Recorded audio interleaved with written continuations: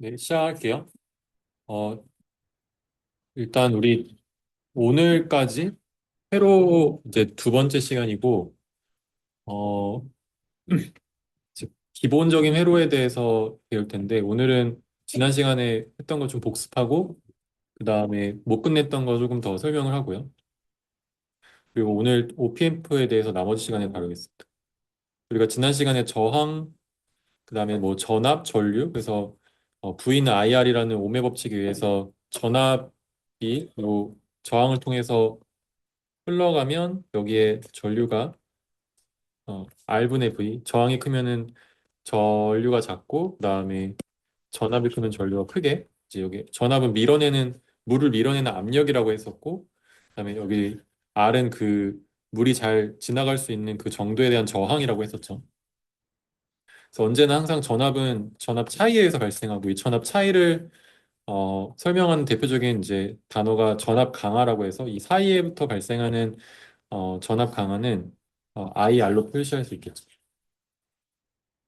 그리고 이제 캐패시터랑 인덕터라는 게 있다고 했었고, 캐패시터는 여기에 전류가 흘러갈수록 여기에 전하가 쌓여서 전압이 올라가는 어떤 소자고, 이 인덕터 같은 경우는 전압을 바로 딱 걸어도 이게 바로 움직이지 못하고 천천히 움직이다 점점점 많이 흘러가는 그런 소자예요. 그래서 이너시아가 쌓이게 되고 이너시아가 쌓이면은 그러니까 우리가 우리말로 관성이라고 하죠. 여기에 전류를 전압을 딱 걸어도 전류가 하나하나 하나하나 10개 다 20개 30개 하면서 이렇게 흘러가는 거죠. 어느 정도 많이 이제 전류가 흘러가기 시작하면은 전압을 딱 0으로 꺼버려도 얘가 이 전압을 유지시키려고 이 물이 계속 흘러 들어가는 그런 우리말로 이제 질량의 관성처럼 이게 쭉 흘러내려가게 하는 건 계속 흘러가게 하고 이제 안 흐르던 건 계속 안 흐르게 하려고 하는 성질을 가진다. 네, 그래서 이제 뒤에 나오겠 나중에 오늘은 얘기 안 하고 다음에 얘기하겠지만 요 캐패시터랑 이제 인덕터는 시간에 따른 변화 성분이 있을 때 중요한 어떤 그런 성분이 되겠습니다. 그리고 이제 이 전류 분배기 우리말로 이제 영어로 볼티지 디바이더라고 하고 여기에 전압이 이 두 단의 저항을 거쳐서 지나갈 때 이 각각의 전압 강화가 일어날 거고 이 총 저항이 크면은 얘도 크고 얘도 크면 당연히 전체 저항이 크니까 전류가 조금밖에 안 흐르겠죠. 근데 같은 저항을 가지는 총 저항이 있을 때 얘가 작고 얘가 크면은 이 전류가 일정하더라도 여기에 전압가가 크니까 여기 이쪽에서 느끼는 전압가가 크고 얘가 크면 요 사이에 걸리는 전압가가 크니까 이 각각의 전압강화의 차이의 합이 전체 전압이랑 똑같고 그걸 비율로 나눠 가진다라고 했었고요. 비율로 나눠 가지니까 얘가 만약에 1대 1이다 그럼 여기가 반이 되겠죠. 1대 4다 그럼 5볼트 걸었을 때 4볼트가 되겠죠. 4대 1이다 하면 1볼트가 되는 거고. 결국 저항에 비례하는 거죠. 여기 4kΩ, 1kΩ이면 여기가 1볼트가 되는 그런 이제 전압을 나눠 가지는 형태로 볼트 디바이더가 있다라는 거 얘기했었고요. 그 다음에 병렬 저항인 경우에는 양단의 저항이 이제 요 양쪽을 저항이 요쪽엔 서로 연결되어 있기 때문에 여기 전압이 같고 여기 전압이 같기 때문에 이 양단에 걸리는 전압이 같고 이거를 이렇게 전류가 분배된다. 요렇게 여기는 전압이 분배되고 여기는 전류가 이렇게 분배되는 형식으로 생겼습니다. 그래서 여기 저항이 작으면 일로 많이 흘러갈 거고 여기 저항이 크면 일로 별로 안 흘러갈 거고 이제 그렇게 되기 때문에 이게 총저항은 아까 제가 여기 총저항은 이렇게 병렬로 연결했을 때 이 작은 저항에 의해서 결정된다고 해서 큰 저항은 더 달면 달수록 전체 저항은 작아질 거예요. 왜냐면 물이 흘러가는 길이 많이 생기니까. 근데 흘러가는 길이 아무리 많아도 작은 저항이 하나 딱 있으면 그 저항을 따라서 전류가 대부분 흐르기 때문에 그 저항이 전체 저항을 결정할 것이다. 그렇게 얘기했었고, 그다음에 네, 간단한 킬로의 법칙 적용해서 문제풀이를 한번 해봤었는데, 네, 어, 요거는 나중에 뭐 한두 문제 더, 한 두세 문제 더 풀어볼게요. 나중에 숙제나 이제 기말고사에 한두 문제 나올 수 있으니까.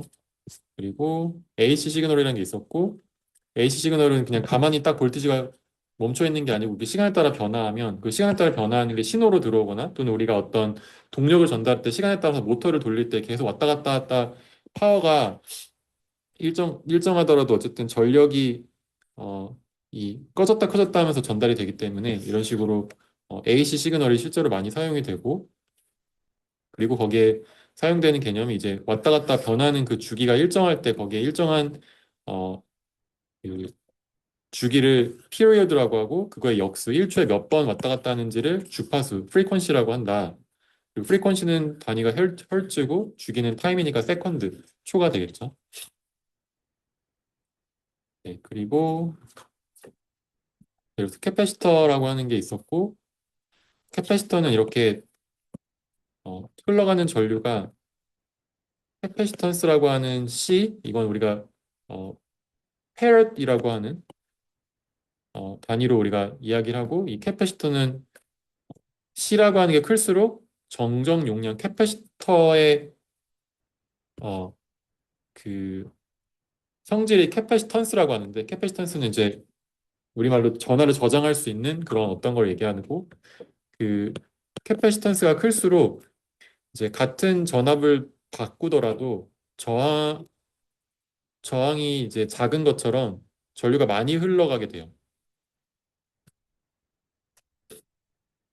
다시 말하면은 여기다가 이제 전류를 여기 쌓아 올려간다는 게, 여기 전압이 점점 올라갈 거거든요. 여기 전류가 쭉 흘러가서 그냥 가만히 스태틱하게 있는 패러럴 플레이트에다가 전류를 막 집어넣으면 거기 전하가 막 쌓이니까, 플러스 마이너스 전하가 쌓이니까 우리 정전기가 막 전압이 올라가는 것처럼 전압이 빌드업이 막 될 거예요. 막 올라가고 올라갈 텐데, 그러니까 다시 말하면 전압이 변하는 게 결국 전류다라고 얘기하는 거지. 그러니까 이거 다시 말하면은 앞에서 우리가 뒤에 설명했지만 i를 적분하면, 시간에 따라 적분하면은 이 c를 이쪽으로 넘기니까 c분의 1만큼, 이렇게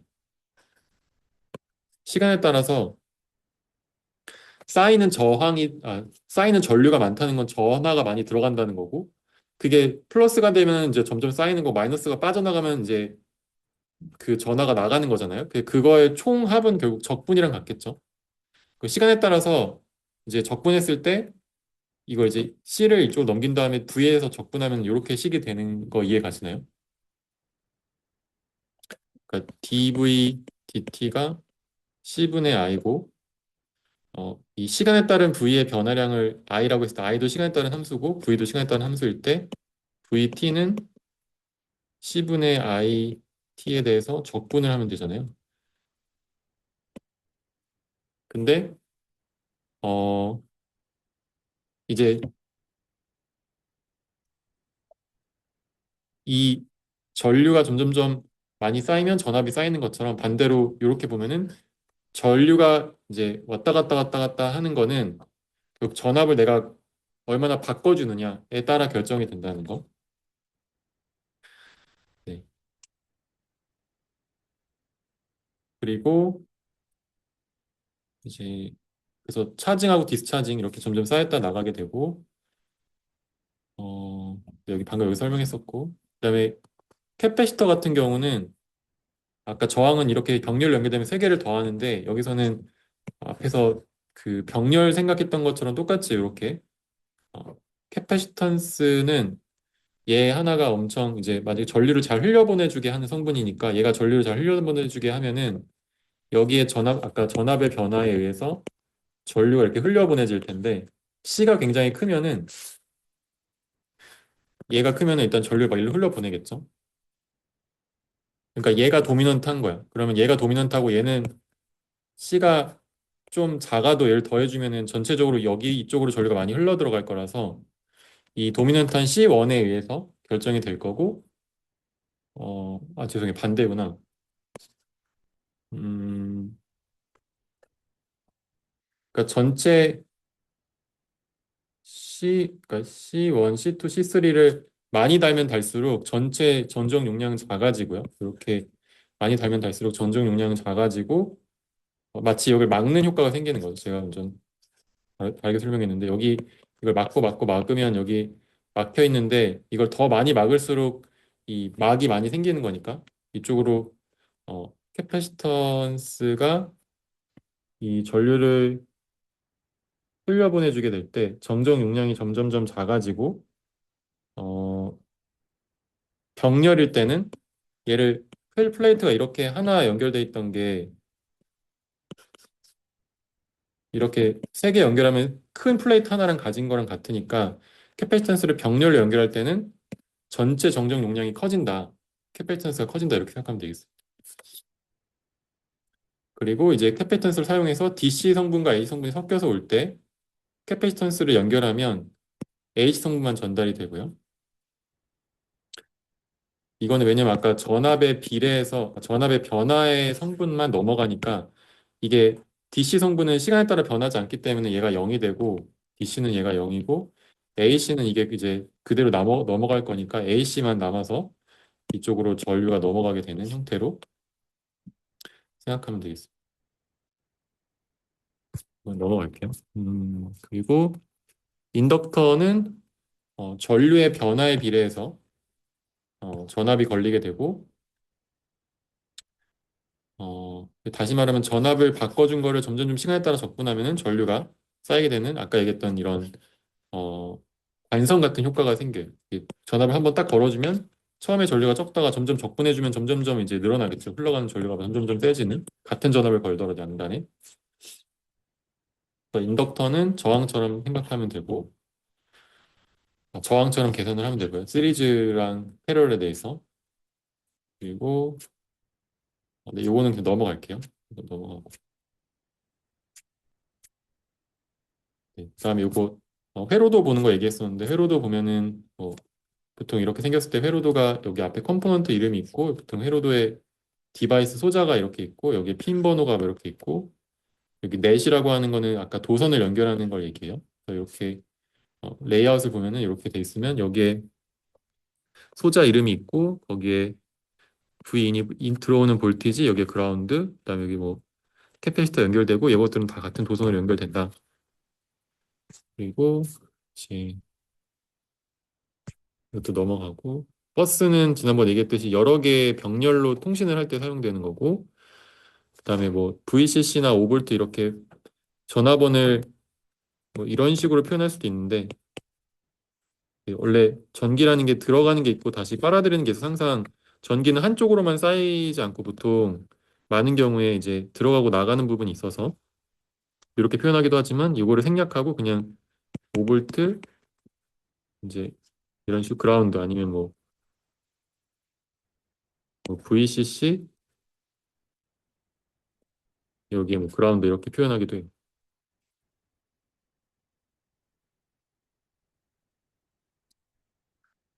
그다음에 어 네, 그 파워라고 하는 거는 시간 지난번에 아마 설명했을 텐데 전압과 전류를 곱하면 시간당 해준 일, 줄이라는 건 일 또는 에너지고 시간당 해준 일이 되고요. 그래서 우리가 보통 어, 그 충전기나 이런 거 보면 와트가 몇 와트까지 공급되는지 보잖아요. 이게 전류랑 전압의 곱에 의해서 총 전달되는 에너지, 우리가 이 배터리에 저장한 에너지가 결정이 되겠죠. 그 다음에 이 전화번이 있을 때 이 전화번이 저 충전기 같은 건데 저 충전기에서 나오는 볼티지가 보통 몇 볼트일까요? 한 5볼트에서 12볼트 보통 이 정도 되거든요. 보통 이제 충전기 5볼트가 이렇게 연결되면은 이 5볼트에 연결된 전화번 또는 이 전선 자체도 다 저항이 있어서 여기에 일부 저항이 병렬로 이렇게 연결이 된 형태로 이 전화번과 연결된 이 회로를 표현할 수 있고 이제 이거를 우리가 이 바깥쪽 요쪽을 우리가 어, 로드라고 하고 이쪽을 소스라고 하는데 이 로드에서 바라봤을 때 이 왼쪽에 있는 소스에서 느껴지는 저항 값을 이제 아웃풋 임피던스라고 해요. 그러니까 얘가 이 소스에서 어떻게 보면 나가는 저항이죠. 그래서 나중에 임피던스란 말이 이렇게 신호가 변화하는 신호에 대해서 변화하지 못하도록 막거나 나중에 변화하도록 하는 성분이 아까 캐패시터랑 인덕터 때문에 발생하는데 이제 그런 성분들을 다 포함해서 임피던스라고 얘기하고 이제 이거 그냥 지금은 저항이라고 생각하면 돼요. 그 저항이 있을 때 이 일부 저항이 있다고 해서 이게 굉장히 작은 값이면 좋겠는데 만약에 이쪽에서 내가 신호를 받는다고 해보거나 시그널 또는 또는 파워를 전달할 텐데 일단 시그널을 전달할 때 여기서 받아주는 녀석의 임피던스가 여기 또는 저항이 있으면 이게 전압이 요 볼티지로 느껴질 거거든요. V 아웃이라고 하면은 여기서의 V 아웃은 시그널 V 아웃은 R 더하기 R 아웃분의 요거를 R 아웃을 R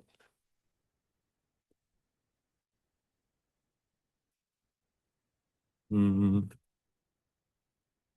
사- 지금 파워랑 시그널 어차피 같아서 그냥 묶어 생각했을 때 여기에 들어오는 요 볼티지 V 아웃은 R 아웃 더하기 R분의 R에 이제 VS를 곱한 게 되겠죠. 이게 아까 볼티지 디바이더 좀 전에 얘기했던 거 기억나요? 볼티지 디바이더에 의해서 이만큼 이렇게 그리면 좀 더 잘 이해가죠? 이 비율대로 나눠 가지게 되면은 이쪽에서 나오는 V 아웃은 이렇게 되잖아요. 이제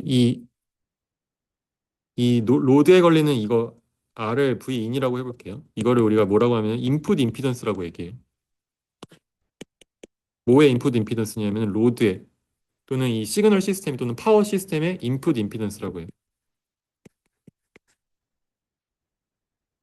그럼 인풋 임피던스와 소스의 아웃풋 임피던스의 비율로 이 V 아웃이 결정되죠. 근데 우리가 신호를 왜곡하지 않기 위해서는 예를 들어서 내가 5볼트를 전원을 쓰고 싶은데 라즈베리 파이에 전원을 넣었는데 이 선이 엄청 길어가지고 얘가 뭐 한 1kΩ 된다고 해볼게요. 근데 내 내부 그 라즈베리 파이에서 받아주는 이 내부 인풋 임피던스 또는 인풋 레지 이 저항이 만약에 뭐 3kΩ이다. 그러면 이제 V 아웃이 4분의 3 곱하기 5볼트가 되겠죠. 그러면 얘가 4.25인가요? 3.75인가? 이런 식으로 바뀌겠지. 이게 안 좋은 거거든요, 이건. 5볼트를 받으면 5볼트 다 써야지. 그러니까 줄어들면 안 좋은 거예요. 그래서 다시 말하면은 이 소스 부분의 아웃풋 임피던스는 작을수록 좋고 이제 이 시그널 부분 또는 파워 부분의 인풋 임피던스는 클수록 좋다. 이게 이제 기본적인 세팅이에요. 이거는 클수록 좋고 요거는 작을수록 좋다. 잘 안 보이니까 이렇게 생각하면 되겠습니다. 그리고 이제 우리가 여기서 계산해 보진 않을 텐데 어떤 복잡한 회로가 사실 여기 안에 저 멀티탭이 아니고 뭐지? 저 충전기도 그렇고 뭐 배터리 시스템도 그렇고 다 안에 복잡한 회로가 들어있거든요. 그 엄청 복잡한 회로들이 다 이렇게 이 선형 시스템으로 그냥 가정하면 이렇게 단순화해서 표현할 수 있어요. 소스를 그냥 전원과 그다음 거기에 등가 저항으로. 근데 이제 이 등가 저항이 선형적이진 않을 수가 있는데 실제 시스템은 실제로 저 어댑터도 이 저항이 이제 우리가 끌어쓰는 전류에 따라 조금씩 바뀔 텐데 이제 대략적으로 우리가 유추할 수 있다는 그냥 추정할 수 있다는 거죠. 조금씩 변할 텐데 뭐 온도에 따라서도 변하고 그렇지만 대략적으로 이렇게 표현을 하고 그 인풋 임피던스를 크게 하고 아웃풋 임피던스를 작게 하는 게 주로 이제 필요한데 이제 나중에 어, 사실 우리 여기서는 해볼 일이 없긴 한데 신호 처리를 만약에 내가 지난번에 우리 수업에서도 프리 컨디셔닝이라고 있어서 여기 전원이 이렇게 있으면 소스가 이렇게 있고 여기에 포트 이제 전원이 이렇게 연결해서 이쪽 여기는 마이너스 여기 그라운드고 여기는 전원이 들어가겠죠. 그럼 여기에 프리 컨디셔닝 또는 뭐 프리 앰플리파이어 아니면 뭐 프리 컨디셔닝 뭐 신호 처리를 해가지고 뭐 들어온 신호를 이렇게 보내가지고 이렇게 한다고 하면 이게 사실 이렇게 여러 단위 연결이 되거든요. 나중에 센서나 뭐 앰플리파이어나 이런 걸 쓰게 되면 이렇게 연결될 텐데 이제 여기서의 이제 딜레마가 한 가지 있는 게 여기서는 이제 인풋 임피던스가 크면 좋은데 여기는 아웃풋 임피던스가 작으면 좋다 했는데 여기에 저항이 크면은 얘는 저항이 얘가 상대적으로 크게 느껴지기 때문에 이쪽에서 받아주는 얘의 아웃풋 임피던스가 커질 수밖에 없기 때문에 얘의 입장 이 두 번째 단의 입장에서는 얘가 부담이 돼서 얘를 더 키워야 되고 더 많이 커야지 얘보다 커지겠죠. 그래야지 이 두 개의 비율 중에 얘가 크니까 신호가 왜곡이 되지 않거나 파워가 대부분 얘가 가져가겠지. 그래서 이게 뒤에 점점 쌓이면 쌓일수록 디자인할 때 보통은 이제 룰 오브 썸이라고 해가지고 어 우리말로는 기억이 안 나고 그러니까 그냥 대략적으로 계산해서 보통 아무리 적어도 이게 1대 10은 돼야 돼요.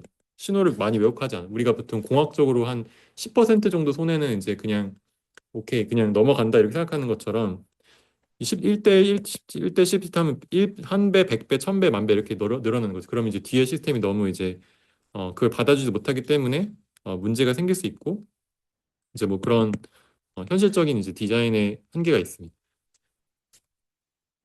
그리고 이거는 이거는 이제 깊게 안 다룰 건데 방금 이렇게 볼티지랑 병렬로 연결했던 저항을 이제 이걸 등가 저항이라고 하는데 equivalent resistance라고 하고 이 등가 저항을 또는 내부 저항 RS라고도 표시하고 뭐 equivalent resistance라고 하는데 이거를 이 같은 저항으로 연결된 또 다른 병렬로 연결된 커런트 소스 회로로 볼 수 있고요.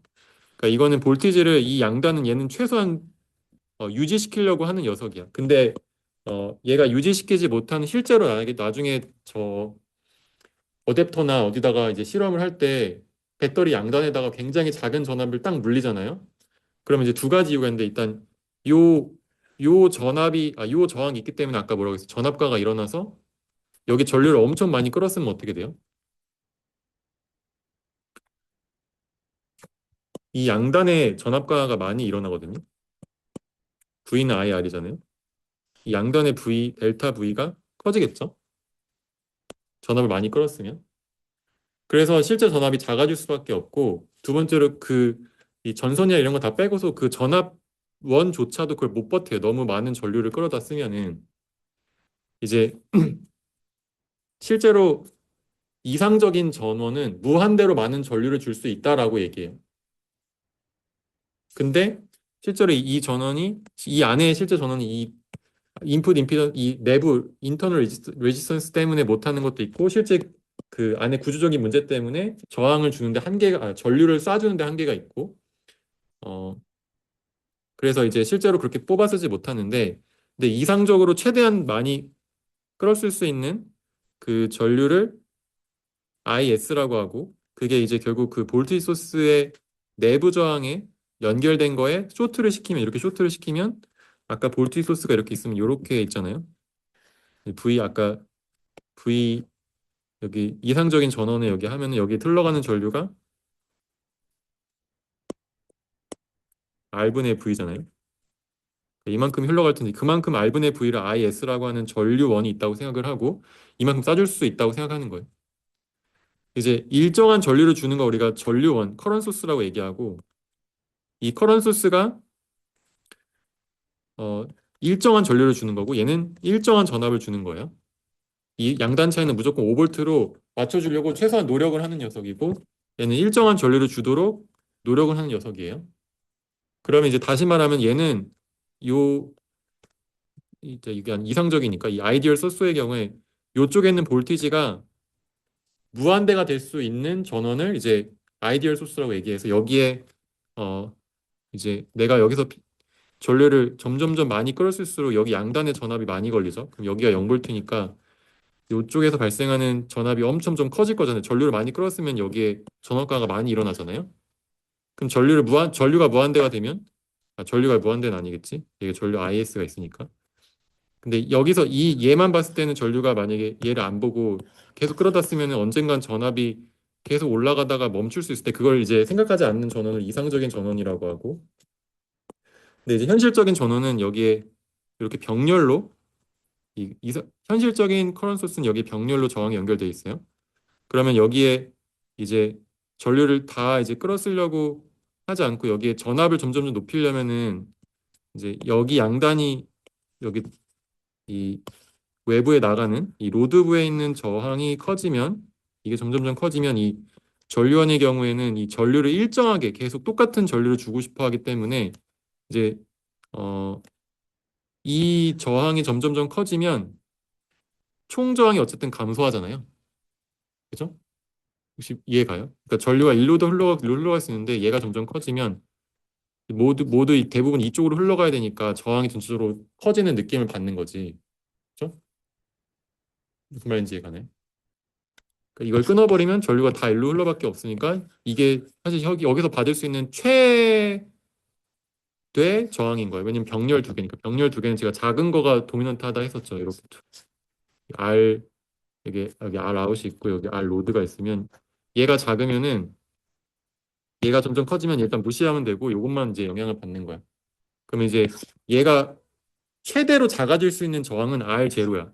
그럼 최대로 작아질 수 있는 R0만큼 모든 전류가 일로 흐를 거니까 여기에 걸리는 전압은 뭐예요?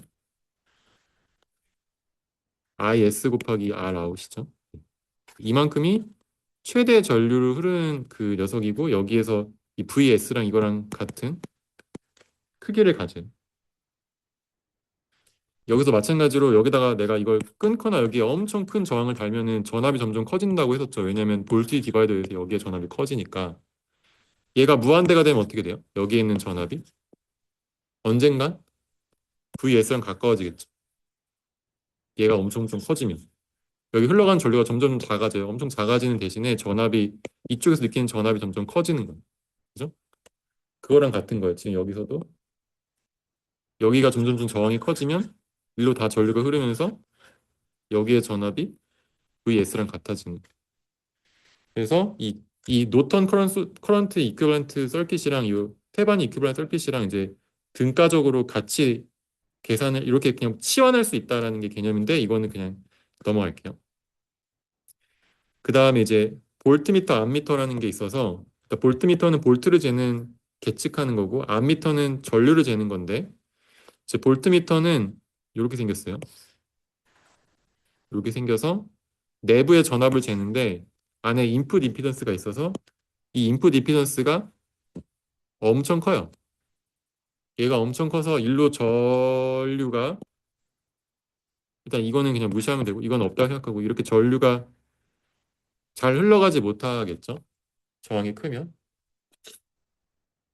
그래서 실제로 여기에 전압이 이렇게 있을 때 어떤 회로가 이렇게 있다고 치면은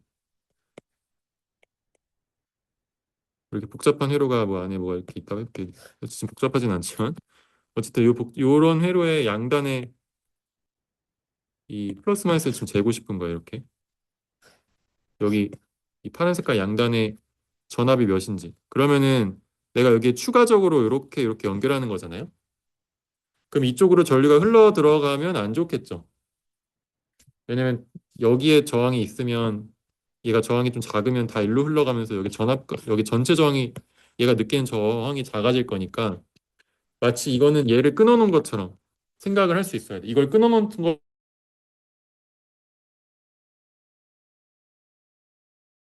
굉장히 작고 다시 말하면 여기 전압과가 굉장히 작게 이쪽 양단의 전압과는 똑같아요. 왜냐면 R이 엄청 크니까 V는 IR이라서 근데 R이 엄청 크니까 흘러들어가는 전류는 엄청 작은 거지. V는 똑같고 여기서 양단에 걸리는 전압이라서 그래서 볼트미터를 잴 때는 이렇게 이 엄청 큰 볼티지를 딱 꽂아서 재도 상관이 없고 암미터 같은 경우 이게 이제 암미터인데 얘가 지금 아까도 얘기했지만 요거 전체가 이제 볼트미터고요. 이 볼트미터에 어떤 저항이 있다고 생각한 거기도 암미터 안에 어떤 저항이 있을 때 암미터가 가지고 있는 저항은 굉장히 작아요. 왜냐하면 이 전류를 이렇게 흘려보낼 때 내가 보통 뭐 회로가 뭐 이렇게 복잡한 회로가 이렇게 있는데 내가 딱 이 부분에 흘러가는 전류를 재고 싶어. 아까는 요게 해당하는 전압을 잴 때 이렇게 볼트미터라고 하고 여기 흘러가는 전류를 재고 싶으면 이거는 이쪽에서 실제로 전류가 이렇게 흘러야 되거든요. 이렇게. 근데 흐를 때 이 암미터 안에 있는 저항이 좀 있으면 여기서 전압가 일어날 테니까 또는 전체 저항이 바뀔 거니까 이게 회로가 마치 여기 끊어지지 않고 연결된 것처럼 마치 그냥 쇼트난 것처럼 이렇게 쇼트라는 거는 도선이 연결되어 있는 상태를 얘기하는데 이렇게 도선이 연결되어 있는 상태처럼 생각을 하고 싶기 때문에 이 저항은 굉장히 작아야 되고 그래서 만약에 우리가 볼티지를 재려고 했는데 여기다가 만약에 암미터를 단다 그러면은 이 암미터 연결한 게 저항이 굉장히 작으니까 이 볼티지를 유지하려고 할 거고 근데 여기에 저항이 엄청 작은 걸 달았으면 아까 V는 IR인데 여기 I는 R분의 V니까 R이 엄청 작으면 전압이 일정하다고 했으면 저항이 전류가 엄청 많이 흐르겠죠. 그러면서 이제 여기가 이제 전류가 엄청 많이 흐르면 여기가 이제 타거나 이제 연기가 나는 걸 이제 보실 거예요, 아마. 그래서 이제 이게 보통 이제 디지털 멀티미터라고 하는 게 여기에 볼트를 잴 수 있는 게 있고 보통 까만색이 보통 그라운드라고 하고 보통 빨간색을 보통 파워 쪽 또는 VCC 또는 뭐 5볼트 그 기준으로 보통 생각하면 되는데요. 여기서 여기를 연결하는 건 볼테이지를 재는 거라서 요 사이에 저항은 엄청 커. 그래서 요거를 두 개는 잴 때는 어디다 꽂아도 안전한데 이제 여기 잘 보이나요? 이거 파란색 잘 안 보이죠? 이 부분하고 이 부분하고 그 다음에 이 부분하고 연결하면은 여기는 이제 커런트를 재는 거라서 이렇게 두 개를 연결하면 여기에 저항은 엄청 작아요. 그럼 이제 이거 두 개를 연결하는 순간 엄청 조심해야 돼요. 왜냐면 볼티지 소스에 연결하는 순간 터질 거니까. 네. 자, 그리고 측정하는 게 이제 멀티미터는 스태틱한 일정한 전압이나 전류를 재고 또는 저항을 잴 수가 있는데 이제 뭔가 시간에 따라 변화하는 신호를 보고 싶으면 오실로스코프를 사용하게 되고 이제 이거는 시간에 따라 웨이폼이 이렇게 나오는 걸 볼 수 있어요.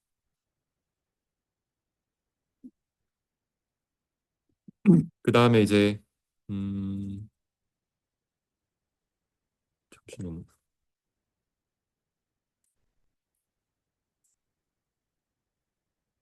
이거는 뭐 실제로 뭔가 만들거나 작업하거나 할 때 쓰는 툴들인데 뭐 이런 거 핀셋은 알죠? 핀셋 또는 이거 영어로 트위저라고 하고 나중에 연구실 같은 데 가가지고 뭔가 이렇게 만들 때 뭐 영어로 트위저 집어와 하면 이제 트위저 뭐예요? 이렇게 아마 할 거라서 그다음에 이거를 이제 우리말로는 잘 모르고 롱노즈라고 하도 하고 또는 플라이어라고 하고 이것도 롱노즈고 이거는 뭐 니퍼 이거는 파일 이건 이렇게 스포처럼 이렇게 가는 거 뭐 이런 게 있어. 그다음에 트랜스포머는 어 이제 보통 AC 신호로 아까 지난번에 얘기했지만 발전소에서 전기를 만들면 이렇게 왔다 갔다 얼터네이트 커런트로 이제 전류가 들어오기 때문에 이 전압이 보통 엄청 높은 막 수백 볼트 이상의 전압을 넘겨면 우리가 그걸 받아 쓰거든요. 그럼 이제 그거를 받을 때 보통 우리가 사용하는 충전기는 전압이 뭐 예를 들어서 뭐 5볼트다 그러면은 5볼트를 만들기 위해서 일단 전압을 좀 낮춰줄 때 사용하는 걸 이제 트랜스포머라고 하고 이제 5볼트 AC로 이렇게 흘러 들어가는 걸로 바꿀 때 이 인덕터랑 이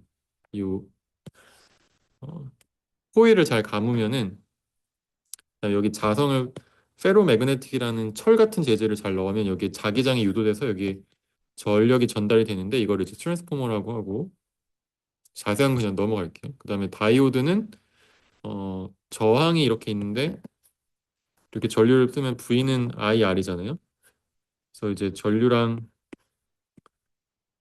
전압 간의 관계를 보면 이렇게 전압을 늘리면 전류가 점점 많이 늘어나는데 근데 이제 어, 세미컨덕터라고 하는 세미컨덕터 우리말로 반도체라고 하는 거는 전류가 흐르기도 하고 잘 흐르기도 하고 아니면 잘 안 흐르기도 하는데 이게 이제 보통 이제 저항 레지스터고 만약에 컨덕터 같은 경우는 컨덕터 우리말로 전도체 우리말로 이제 전도체라고 하고 네.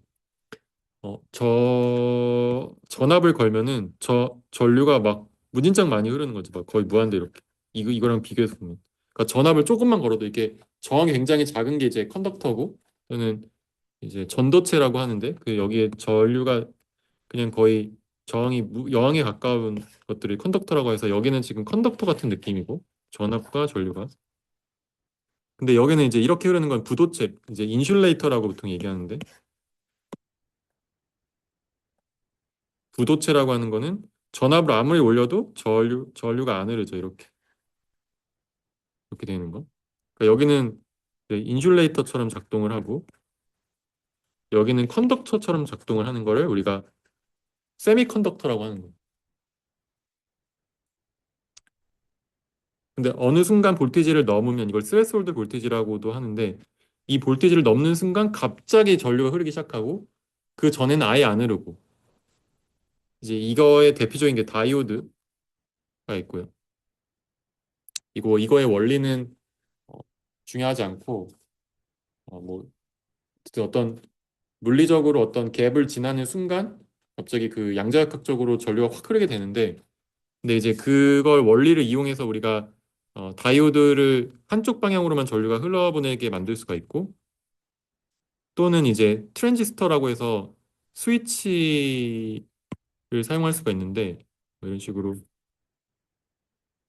뭐 우리가 많이 다루진 않을 텐데 이런 식으로 여기를 게이트라고 해서 이거는 이제 여러 가지 트랜지스터가 있지만 뭐 오스펫이라고 FET라고 하는 필드 이펙트 트랜지스터라고 하는 거는 여기다가 스위치를 내가 전기적으로 5볼트를 걸면은 여기가 갑자기 부도체에서 전도체로 쫙 바뀌는 그래서 우리가 그 이 CPU 내부적으로 보면 다 이 필드 이펙트 트랜지스터를 어떻게 연결하는지가 이 연산자 그 0과 1을 계산했을 때 그 다음으로 넘기게 되는 성질을 바꾸게 되고 그래서 우리가 CPU 연산을 할 수 있는 거거든요. 근데 이제 이게 앞에서 얘기했던 그런 CPU에 구성되는 성분으로 이제 트랜지스터가 이 꺼졌다 켜졌다 이런 거를 게이팅으로 연결할 이제 조절할 수 있는 거를 세미컨덕터라고 한다. 생각하면 돼. 보통 다이오드가 이제 0.7V 볼티지라 포워드 볼티지 이상이 되면은 갑자기 전류가 흐르게 돼요. 그리고 이제 사실 이 브렉다운 볼티지는 굉장히 커가지고 여기는 좀 이렇게 좀 더 긴데 이거를 이 정도까지 전압을 잘 안 걸기 때문에 이쪽으로는 전류가 못 흐르고 이쪽으로만 흐른다고 보통 이제 얘기를 하죠. 네. 네. 네. 근데 양쪽을 뭐 다 사용하는 다이오드도 있긴 한데 이쪽으로도 이 어느 순간 리키지가 일어나다가 갑자기 전류가 확 흐르게 되는데 뭐 이런 거는 중요하지 않고 어쨌든 이 다이오드 생김새를 봤을 때 이쪽으로만 전류가 흐르게 만드는 거고요.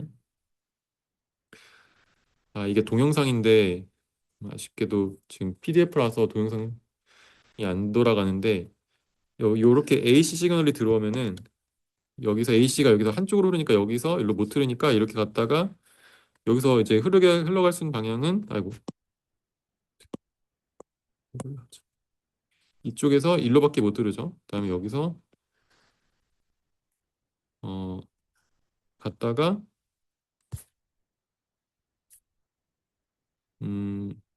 그 그림이 잘못되어 있는데 아마도 이렇게만 흐를 거예요. 이게 지금 반대로 돼 있어야 되는데 그림이 잘못돼 이거 어쨌든 이렇게 흐르고 여기 플러스일 때 마이너스일 때 여기 사실 이 그림을 보면 되는데 여기서 이게 플러스 마이너스일 때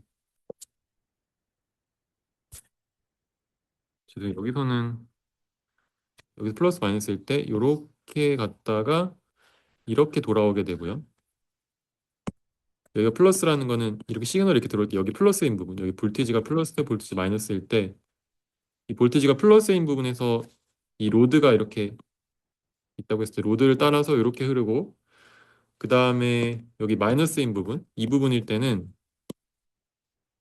이제 이쪽이 플러스가 돼서 반대 여기가 마이너스니까 여기 오히려 플러스가 돼서 이렇게 여기서 흘러가 일로 못 가니까 이렇게 가고 여기서 저항을 거쳐서 이렇게 빠져나가는 그럼 얘가 지금 이 로드 저항이 느끼기에는 항상 플러스 마이너스 얘도 플러스 마이너스죠. 그러니까 이거를 우리가 어, 그래프에서 보면 시간에 따라서 이렇게 플러스 이렇게 플러스 얘가 이런 식으로 바뀌게 돼요. 그러면 신호를 여기서 이렇게 바꿀 수가 있어요. 그리고 나중에 우리가 이거는 회로보단 좀 신호 처리에 가까운 거 나중에 한번 할 텐데 필터라는 걸 배울 텐데 그 필터에서 이 신호를 평균을 낼 수 있어요. 평균을 내면은 이렇게 바꿀 수 있어요. 그럼 이렇게 바뀌어요. 그래서 보통 저게 갈륨 나이트라이드라고 하는 소자를 이용해서 이렇게 트랜스포머를 잘 안 쓰는데 요즘 충전기는 사실 우리 컴퓨터에 들어가는 파워 이렇게 좀 큰 거 본 적 있어요? 컴퓨터에 들어가는 파워는 다 이 트랜스포머가 있고 거기에 이런 식으로 구성이 돼 있어 DC를 이렇게 만들어낸 형태로 돼 있어.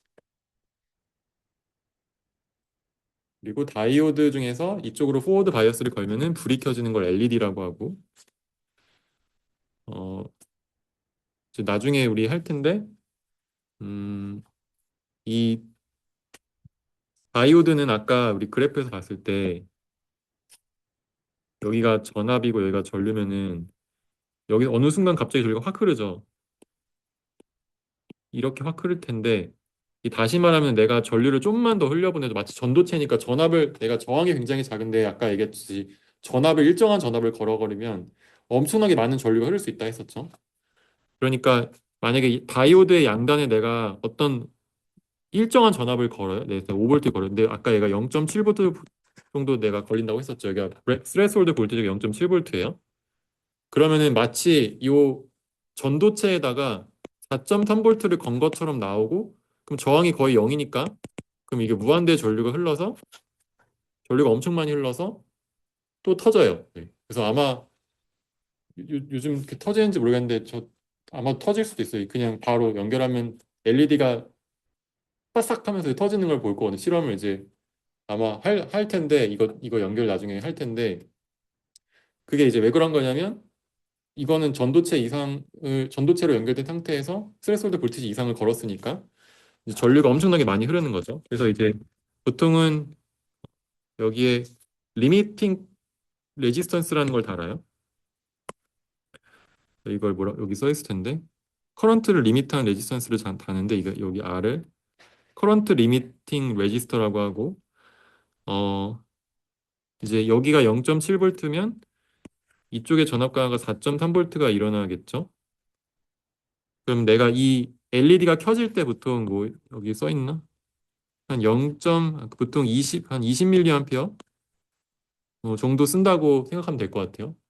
이 LED가 켜지고 이걸 이거를 전류를 더 많이 주면 더 밝아지고 조금 주면 이제 덜 밝아질 텐데 이제 그걸 최대로 쓸 수 있는 전류를 36mA라고 여기 써 있네요. 36mA 이상이 되면은 지금 이 다이오드가 지금 죄송해요. 1.6V라고 하네요. 1.6V 볼지 드랍이 있고 그럼 여기가 3.4V 볼지 드랍이 있죠. 그럼 여기 지금 20mV가 노미널 커런트라고 하고 노미널 커런트 네, 사실 이거는 그냥 LED 제조사마다 다른 거라서 지금 제가 말하는 건 의미가 없고 이거 맥스 커런트라고 할까 맥시멈 커런트 이게 만약에 34mA면 이거보다 이상 걸면 탈 수 있다는 거예요. 그럼 이거보다 낮추려면 최소한 저항이 좀 어느 정도 커야겠죠. 그럼 3.4V를 이 34mA로 나누면 36인데 34라고 했네요. 대충 36이라고 생각하면 되고 36 나누면 저항이 나오겠죠. 이 저항값이 대충 100옴 정도 되잖아요. 이거 나누면 그러니까 최소 100옴보다는 커야지 이 전류가 36mA 이하를 보장할 수 있다는 거예요. 왜냐면 3.4V를 100옴보다 큰 걸로 나누면 얘는 36mA보다 더 작을 거니까 이거 3.4를 100옴으로 나누면 0.034 암페어인데 얘가 36mA. 밀리라는 건 1000분의 1이니까 이거보다 작으니까 오케이. 그럼 100옴보다 큰 걸 달아야겠다. 이거를 계산을 해서 이 LED에다가 달게 됩니다. 그래서 이제 커런트 리미팅 레지스터를 안 달면 LED가 이제 그렇게 동작을 잘못할 수 있다는 거. 그다음에 쿼르츠 크리스탈은 그냥 넘어가고 오실레이트 넘어가고. 그다음에 납땜을 우리 수업에서 납땜을 할 일이 없어서 어 넘어갈게요. 그냥 하죠. 네. 납땜을 안 할 것 같긴 한데 납땜기라는 것들 보신 적 있나요? 그래서 납은 보통 이제 그 안에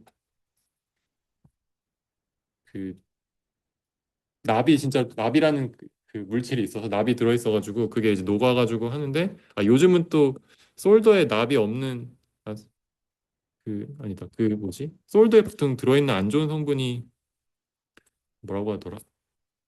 제가 까먹었네. 그 납에 원래 옛날 납에는 안 좋은 성분이 들어있었거든요. 그 뭔지 까먹었다.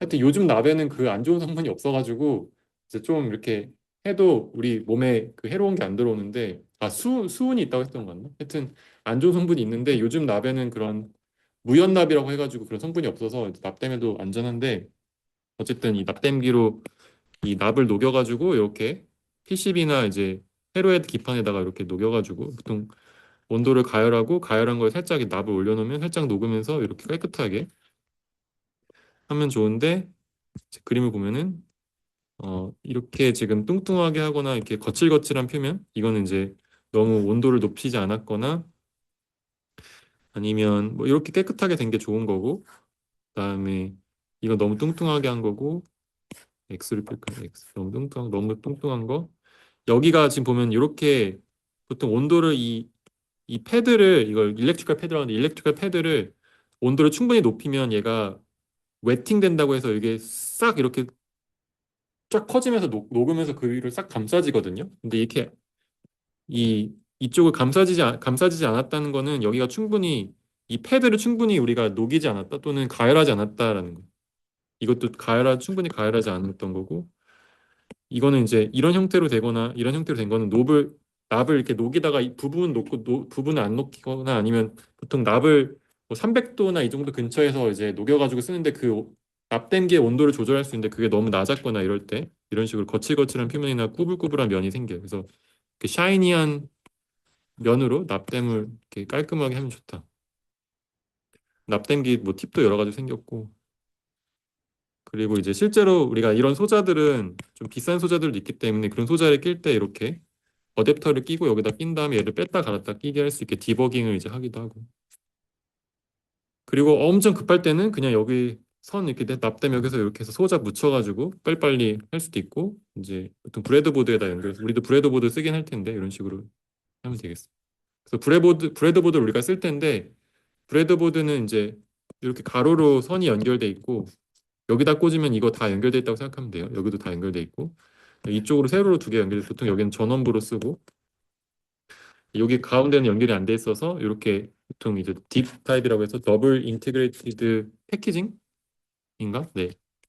싱글로 된 것도 있고 이렇게 핀이 한 줄 되는 것도 있고 이렇게 있으면 이렇게 두 줄로 되어 있는 게 있는데 이걸 딱 꽂으면 양쪽에서 이거를 연결을 쓰면 되겠죠.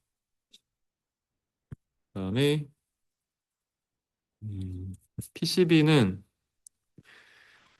프린티드 서킷 보드라는 거를 우리가 실제로 시스템 만들거나 할 때 많이 만들어서 쓰게 되는데 그때 이제 에폭시라고 하는 어, 플라스틱으로 본딩된 파이버글라스 시트 두 개를 붙이면은 이제 짱짱한 두 개 플라스틱 시트가 돼요. 거기 사이에 커퍼를 이제 씌워가지고 아까 일렉트리칼 그 전도체로 쓰는 거죠.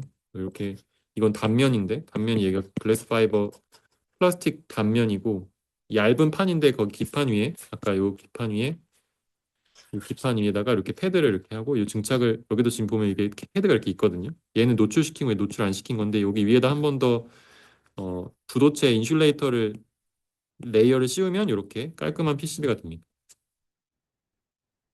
그래서 보통 뭐 탑 레이어, 바텀 레이어, 투 레이어로 레이어를 만들어서 PCB를 만들 수도 있고 그 중간에 여러 개 레이어를 복잡한 건 만들기도 해요. PCB를 만드는 어, 소프트웨어가 여러 가지가 있는데 이제 보통 많이 쓰는 게 패즈, 뭐 케이던스, 알티움 이게 보통 회사에서 워크헤드까지 이게 보통 일반적으로 뭐 전자회사나 일반적인 모든 회사에서 사실 회로를 다 하니까 캐드나 기계 설계를 하듯이 전자 설계도 사실 모든 회사에서 다 공학적인 회사에서 제품 만드는 다 하잖아요. 그 제품 만드는 회사에서 많이 쓰는 거고 이 이글이랑 EJEDA 요거는 이제 보통 연구실이나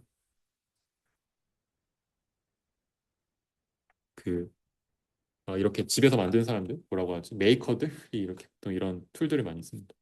보통 PCB를 디자인할 때는 먼저 이렇게 스케매틱이라는 걸 그리고 이걸 스케매틱이라고 하고 회로도를 그리죠. 우리가 지금 배웠던 그 회로도 스케매틱을 그리고 그다음에 스케매틱을 이렇게 이제 실제 레이아웃으로 넘길 수 있는데 이렇게 실제 레이아웃을 그리는 거를 이제 아트웍이라고 하고 이렇게 아트웍으로 어, PCB 레이아웃을 그리는 걸 이런 그림으로 볼 수 있고 이게 아까 제가 이제 이렇게 소자 있던 거를 넘겨서 이렇게 소자로 만들고 그걸 이제 라우팅 한다고 하는데 라우팅은 원하는 아까 연결 미리 사실 그러니까 연결이 이미 돼 있거든요. 이 회로도에서 이 그려졌던 회로도에서 그려졌던 요 선이 라우팅이 되면 이렇게 되겠죠. 그 다음에 나머지 라우팅 바깥쪽에 있는 거는 보통 그라운드 핀으로 다 그라운드 선으로 다 채우는데 이래야지 노이즈가 없기 때문에 또 이렇게 그라운드 핀으로 다 채우고 나서 이제 PCB를 이렇게 주문을 하면 되겠습니다. 그래서 예전에는 이 PCB 주문하기 굉장히 비쌌는데 요즘은 워낙 중국에서 어, 싸게 잘 만들기 때문에 네, 뭐 이렇게 부담 없이 만들어서 쓰면 되겠습니다. 그래서 이거는 그냥 제 참고로 이런 게 있어서 넣어놨는데 이런 이 JLPCB라고 하는 EGAD라는 소프트웨어에서 연동된 PCB 만들어주는 회사에서 하는 건 아니고 어쨌든 거기랑 연동된 또 다른 이제 오픈 소스 커뮤니티에서 하드웨어를 이런 식으로 공개하면 여기 들어가 보면 이렇게 들어가 있고 여기 안에서 공개된 뭐 그래서 이런 어, 뭐 로봇을 우리가 제어하는 보드를 내가 만들어서 올렸다 이러면 이 올린 거를 이렇게 바로 프린트해서 이거 수정해서 쓸 수 있는 이런 얘기 있습니다. 그래서 여기까지가 일렉트리컬 서킷팅 관련 내용이고 OPM프로 이제 넘어가도록 할게요. 그래서 오늘 이제 OPM프를 다룰 건데 자, OPM프라고 하는 거는 어, 이제 앰플리파이어 그러니까 어떤 신호를 증폭하거나 그 파워를 증폭할 때 쓰는 그런 두 가지 목적으로 사용이 되고 음, 일단 뭔가 증폭한다는 거는 어, 센서 같은 신호가 굉장히 작거나 드라이빙하는 볼티가 굉장히 작아서 모터가 굉장히 큰 볼티를 요구하거나 아니면은 그 ADC에서 읽을 때 나중에 이제 아날로그가 들어오면 이거를 ADC에서 읽어서 보통 디지털로 만든다고 했었잖아요. 그리고 이제 뭐 MCU가 이렇게 연결되는데 이제 여기서 읽을 때 기준이 되는 볼티지가 5볼트에서 0볼트라고 했고 제가 이렇게 잘라가지고 그걸 디지타이즈해서 만든다고 했잖아요. 뭐 만약에 8비트면은 510가 아니고 256이죠. 256비트에 따라서 만들 텐데 이때 사용되는 볼티지의 크기가 맞아야지 전체 해상도라는 거를 이 256이라고 하는 비트를 다 사용할 수 있기 때문에 여러 가지 이런 목적으로 신호를 증폭하거나 변형시킬 때 사용이 됩니다. 그래서 기본적으로 들어오는 이제 신호가 있으면 나가는 신호가 증폭이 돼서 나오는데요.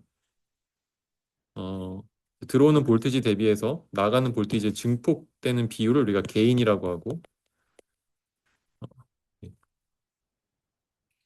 음, 그리고 앰플리파이어가 아까 얘기했듯이 이제 중간단의 역할을 하기 때문에 여기서 느끼는 임피던스가 있고 얘가 나갈 때 느끼는 임피던스가 있어서 이제 이거를 인풋 임피던스라고 하고 이거를 아웃풋 임피던스라고 해요. 이 앰플리파이 입장에서 봤을 때 그래서 이제 OP앰프는 이렇게 생겼는데 삼각형으로 그리고 여기에 플러스 단 마이너스 단이 있고 모든 볼티지는 플러스 마이너스 차이를 이용해서 제가 본다고 했었죠. 그다음에 이 V 아웃도 어떤 그라운드 기준으로 이제 그라운드가 이렇게 있으면 이 그라운드 기준의 볼티지지 얘가 그냥 혼자 있는 볼티지는 아니에요. 보통 이제 회로가 이렇게 있으면 여기에 V VCC 그다음에 여기 V 뭐 플러스 VCC 그냥 플러스 V라고 하죠. 보통 V 플러스 V 마이너스 그다음에 여기에 그라운드가 같이 여기 연결돼서 이 그라운드 대비 V 아웃이 결정이 되고 그리고 이제 OP앰프는 99%이 마이너스 단의 피드백 루프를 걸어서 사용을 합니다. 그래서 음, 아웃풋 도선에다가 뭐 여기 저항이 있고 뭐 캐패시터가 있고 뭐 이럴 수 있는데 그거를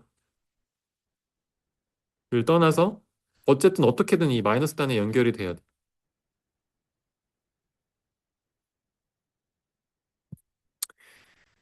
어, 그래서 보통 이제 이렇게 사용하는 거를 오픈 루프 컨피그레이션이라고 하고 이렇게 사용하는 걸 이제 클로즈 루프 컨피그레이션이라고 하는데 이 오픈 루프 컨피그레이션에서 이렇게 마이너스 단으로 연결하는 걸 네거티브 피드백이라고 하고 이 네거티브 피드백을 이용을 해야 우리가 원하는 OPMP의 어떤 성질을 만들 수가 있어요.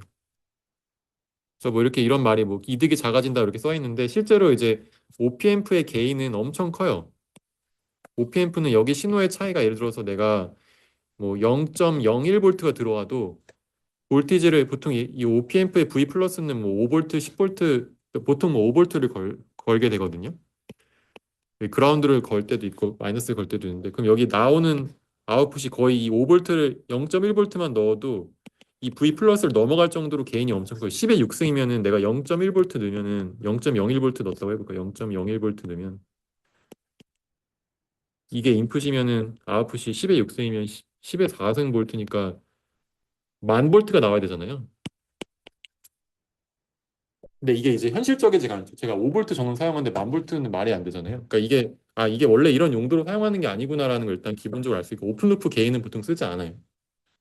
그래서 이제 클로즈 루프 게인을 우리가 이제 결정을 할 건데 그건 나중에 할 거고 그 전에 이 OPM프는 결국은 뭘 하냐면은 이 네거티브 피드백을 통해서 이 여기 들어오는 이 V 마이너스가 V 플러스보다 안 써지지 또 V 마이너스랑 V 플러스가 이렇게 있을 때 V 마이너스가 더 작으면은 그러면 얘가 엄청 커지게 되는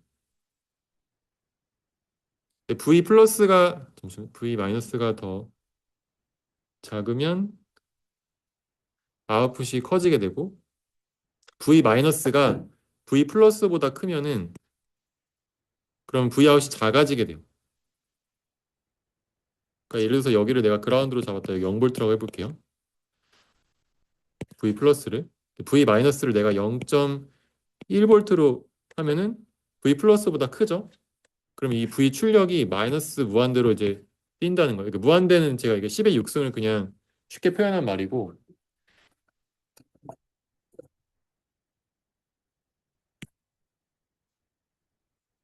근데 이게 만약에 마이너스 0.1볼트다 그러면 플러스 무한대를 치게 만드는 이걸 다시 말하면 뭐라고 말하냐면은 V 마이너스가 V 플러스랑 같아질 때까지 이 V 아웃 출력을 높이고 줄이는 녀석이라고 생각하면 돼요. 왜냐하면 피드백이 있어서 여기 도선이 이렇게 연결됐기 때문에 이쪽으로 전압이 다시 돌아오잖아요. 그래서 내가 V 마이너스가 만약에 더 크면은 그러면 여기가 커지면서 얘가 다시 죄송해요. V 마이너스가 크면은 얘가 작아지면서 얘를 낮추게 하고 얘가 작으면 얘를 다시 키우게 하는 그래서 피드백으로 이 어, V인이 V 플러스랑 같아지게 만드는 회로예요. 그래서 그 회로는 안에 보면 이렇게 아주 간단한 OPM프가 이렇게 생겼거든요. 사실 더 복잡한 회로가 많고. 자, 이거 회로가 제가 앞에 설명 안 했던 그 트랜지스터들을 막 모아놔가지고 만들어서 붙인 건데 이거의 복잡한 구성이 결국은 방금 얘기했던 그 역할을 하는 겁니다. 자, 그래서 다시 한번 얘기하면은 V-가 V 플러스랑 같아질 때까지 계속해서 이 V 아웃을 조절을 한다. 이렇게 생각하면 되고 그래서 결국은 이 세 번째 여기를 뭐라고 써 있냐면 인풋 핀 두 개의 차이의 전압이 0이 된다라고 하는 건 일단 이 OPM프가 네거티브 피드백을 가졌을 때를 얘기하는 거죠. 네거티브 피드백을 가지지 않으면 당연히 이거는 이렇게 동작하지 않고 네거티브 피드백을 가졌을 때 V-가 V 플러스랑 같아질 때까지 일을 하는 녀석이 OPM프라고 생각하면 되겠어요. 그리고 이걸 이렇게 복잡하게 이 트랜지스터들 연결해서 만든 이유가 디자인적으로 이 내부의 이 임피던스를 엄청 크게 하고 그리고 여기 아웃풋 임피던스를 엄청 작게 만들었어요, 얘가. 이게 이제 OPM프의 어떤 그 안에 이제 복잡하게 만든 트랜지스터로 이루어진 녀석의 결정체인데 인풋 임피던스는 거의 10의 6승에서 10의 12승이면 거의 뭐 끊어졌다고 봐도 될 정도로 엄청 큰 저항이고요. 그다음에 10의 15옴 정도면 굉장히 작은 저항이거든요. 그래서 아까 얘기했듯이 여기에 어떤 전원 시그널이 들어오거나 전압이 들어왔을 때, 파워가 들어왔을 때 이 저항이 엄청 크니까 이 시그널을 왜곡하지 않겠지. 또는 이 자체에서 이쪽 뒤로 넘어가는 이 신호의 크기를 방해하지 않고요. 그다음에 V 아웃이 있을 때 이쪽으로 만약에 뭘 넘겨준다고 했을 때 여기서의 전류에 이제 의해서 발생하는 전압가가 거의 없고 또는 전압의 왜곡이 없고 V 아웃이 그대로 내가 원하는 V 아웃이 나온다. 근데 이제 이것도 이상적인 경우라서 실제로는 좀 다르긴 하지만 그래도 어쨌든 그렇게 노력한 어떤 소자라고 생각하면 돼요. 그리고 이제 여기에 전류가 여기 저항이 엄청 크기 때문에 이쪽으로 흘러 들어가는 전류가 없어요. 이게 이제 중요한 건데 사실 이제 여기서 우리가 이거 두 가지만 보고 앞으로 문제를 풀 거거든요. 여기 안에 내부의 저항이 굉장히 커서 일로 흘러 들어가는 전류가 없다라고 보면 돼요. 실제로 뭐 0점 몇몇 0점 몇몇 밀리암페어 이렇게 들어가긴 하지만 그걸 무시할 수 있기 때문에 이제 이 안으로 흘러 들어가는 전류는 없고 그다음 이 두 개의 전압은 같다. 이거 두 개만 가지고 있으면 이제 뒤에 있는 문제를 다 풀 수 있어요. 자, 그래서 이제 항상 이제 네거티브 피드백을 단다 했었죠. 그래서 네거티브 피드백을 걸었어요. 그다음에 이쪽에 있는 전압을 만약에 V라고 했을 때 얘가 만약에 그라운드가 있으니까 그라운드보다 크면은 얘가 0볼트보다 크면은 얘를 낮출 거고 얘가 그라운드보다 전압이 작으면 얘를 높여가지고 같아질 때까지 만들 거예요. 언제? 그러니까 이 전압이 아니고 이 전압이 여기 V 마이너스가 V 플러스랑 같아질 때까지. 왜냐면 사실 여기는 이 전압 과가 있기 때문에 V 아웃은 V 마이너스가 아니잖아요. 지금 이 상태에서. 그죠?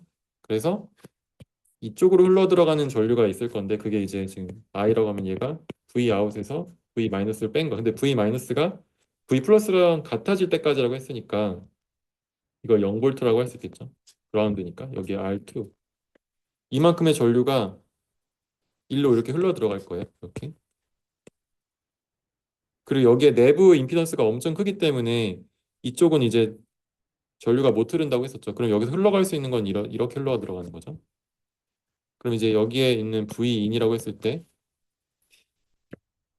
여기가 마찬가지로 여기는 0볼트고 여기가 V인이니까 이쪽의 전압 차이는 0 빼기 V인 이만큼이 R1만큼 전류가 이제 이렇게 흐르겠죠. 반대로 정의해서 됐는데 반대로 해볼까요? 여기서 반대로 해볼게요. 이쪽으로 전류가 이렇게 흐른다고 해보죠. 여기는 지금 0볼트가 될 때까지 이 전류를 높이고 줄이고 할 텐데 여기가 V인이에요. 여기가 0볼트가 될 때까지 얘를 높이고 줄이고 할 거예요. 그럼 여기에 흘러 들어가는 전류는 IV 빼기 0볼트 V인 빼기 0볼트분의 R 이거죠. 그다음에 이쪽으로 전류가 못 흘러간다고 했으니까 무조건 이렇게 흘러가야 되고 이거 같은 양이 마찬가지로 흘러 들어갈 거라서 얘가 0볼트 빼기 여기 V 아웃 분의 RF 만큼의 어, 전류가 흘러 들어가게 V 아웃이 얘가 일을 하는 녀석이란 예를 한번 들어볼까요? 예를 한번 들어보면 여기가 만약에 5볼트라고 할게요. 여기가 만약에 10kΩ이라고 할까요? 그러면 여기에 0볼트가 걸리기 때문에 이쪽으로 흘러들어가는 전류가 10kΩ분의 5볼트에서 0.5mA고 이쪽으로 흘러들어가는 게 0.5mA가 되도록 이 V 아웃이 조절을 얘가 할 거라는 거죠. 그럼 여기가 이제 0.5mA 흘러가기 위해서는 여기가 0볼트면 여기가 마이너스 몇 볼트여야지 여기가 이렇게 전류가 흘러 들어갈 거잖아요. 그러니까 얘가 마이너스 이거 곱하기 이 전압 강화 차이만큼 한 게 이제 돼야 되는 거죠. 그래서 RF가 5kΩ이라고 해볼게요. 얘가 5kΩ이면 이쪽으로 0.5mA 곱하기 5kΩ 한 것만큼의 델타 V가 일어나야 되고 얘가 그러면 25V가 마이너스 잠깐만. 이게 여기서 마이너스가 일어나니까 마이너스만큼 마이너스 20 이게 너무 큰데 잠시만요. 이거 5V라고 하지 말고 그냥 하자.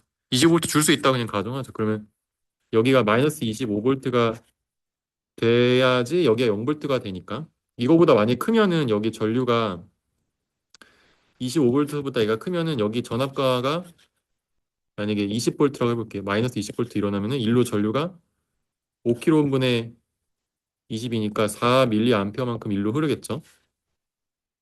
이렇게 4mA만큼 흐를 거예요. 여기 4mA 이렇게 흐르려면 여기 이 부분의 전압이 5V 빼기 10kΩ 여기 10kΩ 곱하기 4mA만큼의 전압가가 일어나죠. 그러니까 얘가 지금 4 죄송해요. 얘가 4가 아니고 0.4 그러니까 여기가 20 마이너스 20V일 때 0.4mA가 이렇게 흐르죠. 그러니까 5kΩ이니까 이거 두 개 나누면 되잖아요. 5kΩ으로 20V 나누면 되니까 0.4A가 흐르면 0.4 곱하기 이제 10kg 하면은 얘가 4V잖아요. 그러면 여기 전압이 이제 1V가 되죠. 자, 그럼 얘가 이제 1V가 됐어. 여기가 1V면 얘가 요거 두 개 차이가 큰데 이것만큼의 볼티지가 얘를 낮춰줄 거라고 했잖아요. 근데 이게 개인 여기 V 1V만큼 차이에다 아까 개인 10에 뭐 육승한 것만큼 이걸 낮춰줘요. 마이너스만큼. 그럼 아까 마이너스 20V였는데 얘를 엄청 낮추는 거죠. 근데 얘를 이만큼 바로 낮추면은 팍 낮아지니까 왔다 갔다 갔다 할 텐데 이제 결국은 결과적으로 얘가 마이너스 25V가 돼야지 얘가 0V로 맞춰지니까 이제 마이너스 25V가 최종 V 아웃이 되는 거죠. 그래서 지금 5V가 마이너스 25V가 됐거든요. 그리고 증폭비가 개인이 마이너스 5가 되고 이 증폭비가 결국 아까 저항 제가 세팅한 것처럼 얘가 분모가 RF가 저 55kg이면 이상하네. 계산을 잘못했나? 이거 5kg이면 25가 아니고 마이너스 2.5V였네요. 제가 잘못 계산했는데. 저 이것도 그럼 잘못했나? 20V.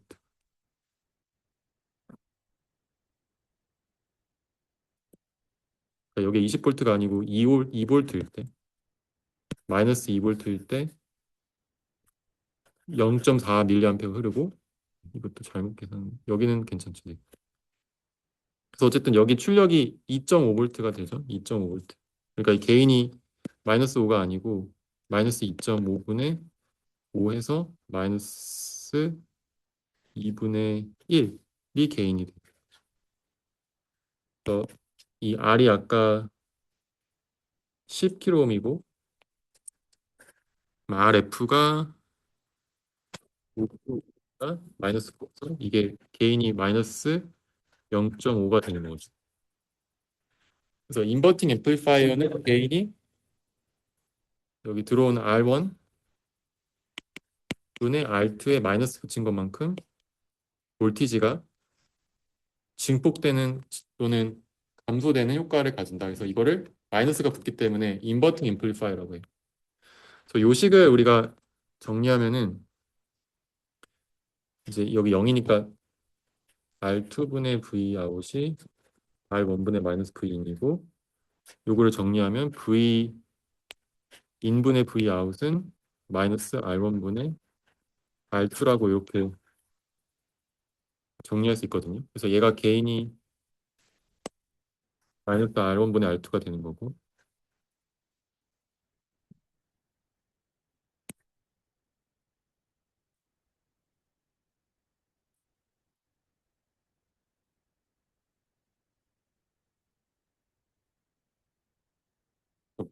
방향이 마이너스로 바뀐다.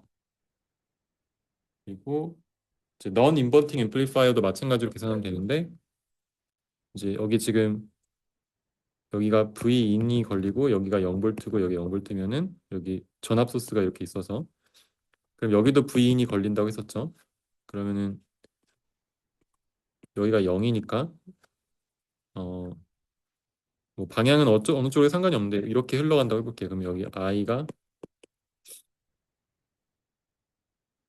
V인 빼기 0분의 R이니까 이만큼이 흐르고 그다음에 여기 똑같이 이쪽으로 전류가 이 패스를 따라가야 되기 때문에 I가 V 아웃 빼기 V인의 RF만큼 흐르고 그래서 요거 두 개가 같기 때문에 이 두 식을 넣으면 V인분의 R은 R분의 V는 RF분의 V 아웃 빼기 V인에서 요거를 이쪽으로 넘기면 R분의 RF V는 V 아웃 빼기 V인에서 V 아웃이 요걸 이쪽으로 넘기면 1 플러스 R분의 RF분의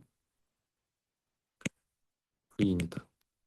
여기서의 개인은 V인분의 V 아웃이니까 얘가 개인이 되겠습니다. 얘는 마이너스가 안 붙는 개인이기 때문에 이거를 non-inverting amplifier라고 하고 non-inverting amplifier의 개인은 무조건 1보다 클 수밖에 없어요. 얘가 둘 다 양수고 이걸 더해주기 때문에 개인을 1보다 작게 만들고 싶으면 non-inverting amplifier를 쓸 수가 없고요.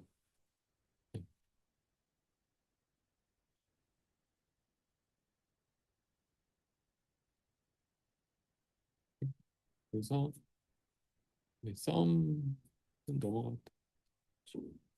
대충 앰플리파이어 대충 설명은 다 했는데 네, 이제 숙제가 있어요. 다음 주가 아니고 31일까지 여기 있는 예제 문제를 풀어서 스노우보드에 제출하는 게 과제가 되겠습니다. 오케이, 그래서 일단 중요한 건 다 설명을 했고 이제 디퍼런셜 앰플리파이어 정도만 더 알면은 될 것 같아서 이거는 다음 시간에 설명하도록 할게요.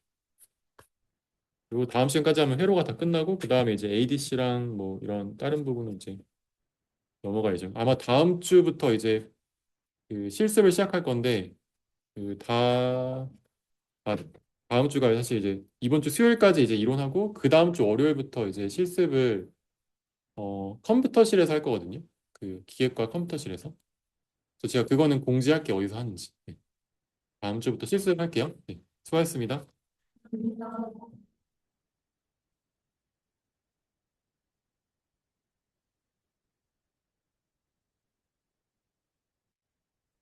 네. 지금 이제 4판은 제가 지금 5판이 붙여서 4판에 있는 문제랑 공유를 할까요? 음, 박판이 PDF를 얘기하는 거예요? 네. 어, 제가 확인 안 해봤는데 모르겠네. 그럼 좀 더 찾아보고. 아, 제가 같은 문제인지 모르겠어요. 아, 보통 예제 같은 경우는 많이 안 바뀌어서 맞아, 아마 같을 것 같아. 혹시나니까 아, 더 네네. 찾아볼게요. 아니면 제가 네. 나중에 책을 빌려주세요. 확인해. 네. 감사합니다.